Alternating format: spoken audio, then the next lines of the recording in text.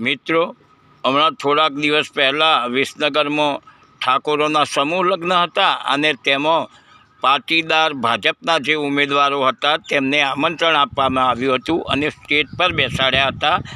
તે દરમિયાન કોંગ્રેસના જે મોટા માથા કહેવાય છે તેમણે રામજીભાઈ ઠાકોરનું ખુલ્લું સમર્થન કર્યું હતું અને ભાજપના નેતાઓ ત્યાં બેસી રહ્યા હતા।